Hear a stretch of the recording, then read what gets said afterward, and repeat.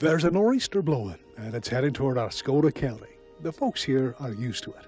As a matter of fact, it's been blowing through these parts consistently since 2003, around the same time each year in June. We're talking about the Nor'easter Music and Arts Festival held each year at the Oscoda County Fairgrounds between Mayo and Fairview. The festival's purpose is to promote creative and performance arts in northeastern Michigan. It's become quite an eclectic event. The festival is run by the Osable Valley Nor'east Association of Folk, a nonprofit organization whose mission is to provide an outlet in which to appreciate and celebrate the diverse areas of folk culture through music and the arts. And that it does. Don't come here with any preconceived notions. Just come to relax and enjoy with an open mind.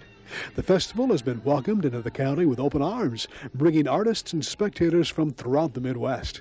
We talked with founder and organizer of the annual Nor'easter, Buffy Gaylor, during the 2005 event. We've had a wonderful time here at the Nor'easter Festival. We're in our third year, and we opened our gates Friday at 3 o'clock. We do a free night on Friday, and then we do paid weekend and then day passes. And once you're in for the weekend, you can camp. There's rustic camping all over the grounds, and there's plenty of shade here. We've got a main stage and a second stage, and our artists are here. Most of them are demonstrating for the weekend. All kinds of workshop activities and children's activities. Kids carved yams at 11. They did like a carving lesson with yams, which is easier for them to carve. So what you're telling me is it's kind of an event for the entire family? Oh yes, definitely. Yeah. All ages are out here. Okay. As far as artists, where are you drawing them from? They are coming from primarily Michigan, but all over the state of Michigan. It's actually a juried art show, so they have to send in the application with pictures of their work, and they select, what they think is applicable to this festival, which is basically traditional arts. Okay. So we've got a variety of like soap. We've got a blacksmith over there, working blacksmith. Most of them demonstrate. We've got tie-dyes, and they are actually demonstrating the way they fold and tie. Okay. And we've got some soap workshops. And all kinds of wonderful art activities that are going on. Of course, the big draw is the music. The big draw is the music here. And what you'll see, if you go to main stage and look, we've got a handful of people in there in the shade. And if you start really looking around the grounds, you find us spread all over because you can hear the music everywhere. And then the music from second stage is pretty much contained. It's in a building and it's pretty much contained in there. So. Okay, so it's not something that you have a pre-designated place to sit. You can just find a comfortable place. You find a place you like, yeah. What kind of music are we talking about? We're talking about traditional styles of music, bluegrass, Celtic, Gaelic. We've got a bagpiper walking around here. The stage that was initially there was basically a platform with pipes and a canopy over top of half of it. And we wanted to see something more. We wanted something more substantial on this grounds for all the activities that occur here throughout the year. And I fundraised last year, and we got local businesses to support us, and volunteers built that stage. There's not a dollar spent on construction. It was all on materials, and a lot of those materials were donated as well. So all in all, we got a great big stage that would run about $30,000 for about $14,800. And it's quite an undertaking. And it adds so much to the performances. It definitely does. So this is a nonprofit organization, and we're run by a board of directors that meet at least monthly. Of course, you get into this time of year, we have to meet more frequently just prior to this festival. We do have members and volunteers that come in. This is all volunteer run, this whole operation for the weekend. We do other activities throughout the year, primarily fundraiser type activities.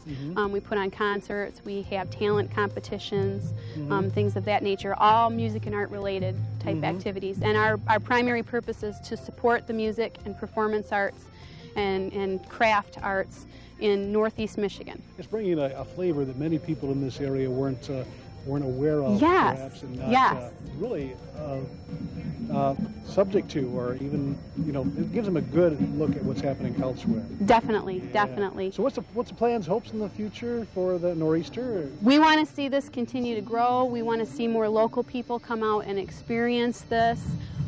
See that this is a wide variety of peoples that are out here, and come out and enjoy and learn. We want them to learn. That's why we do the workshops. That's why we encourage our artists to do demonstrations. We reduce their booth fee if they will demonstrate for us. We want them to participate, not just watch. Right, right. Well, that's a perfect opportunity for that. Yes. And just have a good day, make a day, a whole weekend of it.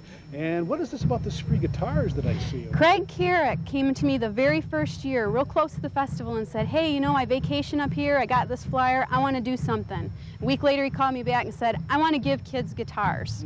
So the first year he raised enough money, he gave 5 children guitars and instructional materials and cases and picks.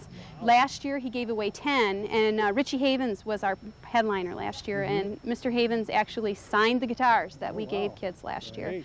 This year Craig's raised enough money for 12 children to receive guitars. Oh, that's wonderful. So this is another opportunity to get the youngest in the group to really become involved. Absolutely. There's a young man over at Craig's stand, at least he was there when I was there earlier, and he got a guitar last year and didn't know how to play at that point, and he says he plays every day. He played for us last night for quite a long time. Oh, wow. Well, Buffy, we wish you the best of luck, and thank you very much for allowing us in here to take a sneak peek of what the Nor'easter is all about, and we look forward to next year's. Now, do you have a date set for next year? It's pretty much the same day every year? Second weekend of June. It'll be the second weekend of June. How do you pick out these days to make them so beautiful? Well,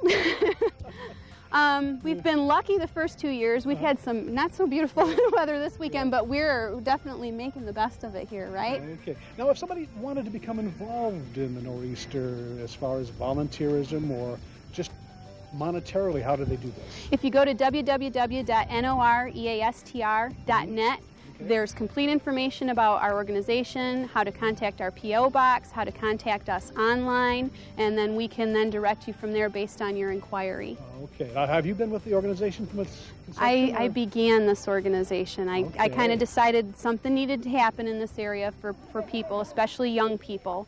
And I called up a longtime friend of mine and high school mate and said, hey, I want to do this. Could you help me do this? And she and I wrote up the paperwork for 501c3 application and got that going first, got our board formed. It actually was 2 years in the running before that first festival. I see. So about 5 years ago, things started turning in your head. Yes. Are you from the area, are you? Yes, okay. I grew up over in Cummins. Okay, there you go. So now we've got something that perhaps can grow and become something that everybody will look forward to each year, maybe another Wheatland Music Festival, you never know. We certainly hope to draw that kind of crowd, yes. And become an institution in the area.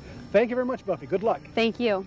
Well, for those of you looking for something out of the ordinary for the whole family, we suggest you latch on to the next Nor'easter that blows this way, toward the Oscoda County Fairgrounds, midway between Fairview and Mile. Our website at MichiganMagazine.com has all the contact info for this year's event with a direct link to this year's Nor'easter. From mid-morning till late in the evening, you'll find something happening on stage or in the pavilion, rain or shine. If you want to become more hands-on involved, there's plenty of workshops from guitar to perhaps mandolin, penny whistles, dulcimers, or even pottery. Best to check the schedule out online for your interests. And of course, the arts and crafts will attract your attention. A big salute to all those volunteers who've helped bring another slice of cultural diversity to northern Michigan through the Nor'easter Music and Arts Festival.